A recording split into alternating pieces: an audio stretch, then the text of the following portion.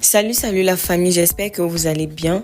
Bienvenue sur notre chaîne préférée AZ News. Aujourd'hui, on se note une nouvelle information du côté du Mali.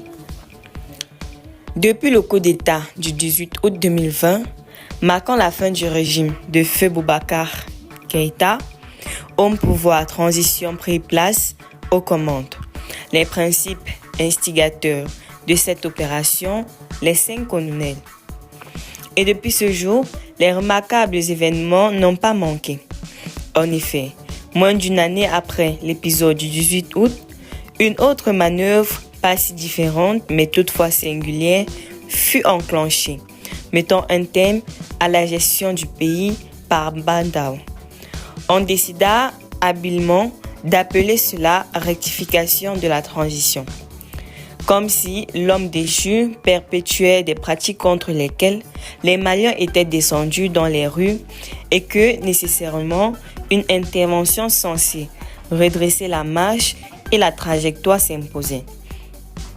Ainsi, le colonel à l'époque Assimi Goïta, jusqu'alors vice-président de la transition, devient président de celle-ci. Plus de 4 ans après l'avènement de la transition et 3 ans après sa rectification, tous les faits semblent nous indiquer que l'on se dirige tout droit vers la fin de cette phase. Mercredi 16 octobre, à la suite du Conseil des ministres, une nouvelle tomba, sans en surprendre beaucoup. Les colonels à la tête du pays sont élevés au rang de général, une décision qui fut prise et motivée parce qu'elle constituait une recommandation phare parmi les multiples ayant émané du dialogue intermalien. Ceci a suscité tout naturellement beaucoup de débats et les différentes parties n'ont pas manqué d'avancer des arguments. Si pour certains, cette promotion est amplement méritée parce qu'elle récompense le formidable travail abattu, notamment sur le plan sécuritaire, d'autres en revanche sont d'avis contraire et pensent que c'est un acte précipité qui aurait dû attendre. À l'instar de l'évolution des tenants du régime de grade ou de général, un autre de multiples recommandations de Dim va sûrement être la prochaine sur la liste.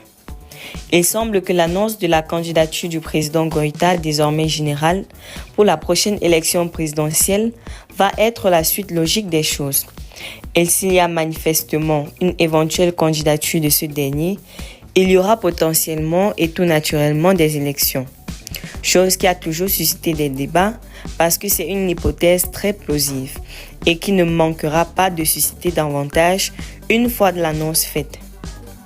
Visiblement, les hautes autorités de la transition sont très sélectives dans le processus de réalisation ou d'application des suggestions nées du DIM. D'autant plus qu'il faut rappeler que ce dialogue avait vu comme une alternative à l'accord pour la paix et la réconciliation issu du processus d'Alger en 2015. Restez toujours courtois en commentaire et respectez les règles de communauté. N'hésitez pas de liker la vidéo, de la partager et de vous abonner.